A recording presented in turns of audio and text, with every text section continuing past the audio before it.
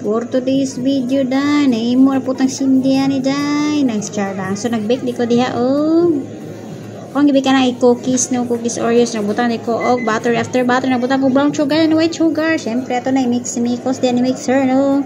Pag guman while waiting, siyempre, ito ng karawon. Char lang. So, ito nang luwag-luwag, no. Then, naglunod ko, duwa ka itlog, gana, guys.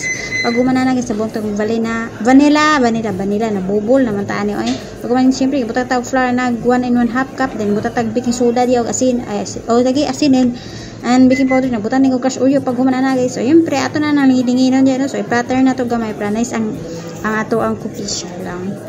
So mura na procedure na guys, lingin-lingin na nimo, so gitimbang ko na guys, nang fast forward na guys, murag gikapoy na ko lang. So well ga kung na guys, syempre kanta-kanta ko, lingaw ko, murag giting lingaw na ko diri guys, ako ra may isa diri. So pag humana na guys, nagutan na din ko Oreo diya, nga Oreo biscuit, no. Syempre ato na to ngaon, ato na ipilit diya sa atong Oreo down. So duha na kabukugis ang gibuhat, no, classic, no. So unya lang pakita ang classic, so Oreo sa ta. Then pag umana na dyan, siyempre ito na yung i-bake. So finished product na lang guys. Guwapa kaya itong Oreo is na ra. Thank you for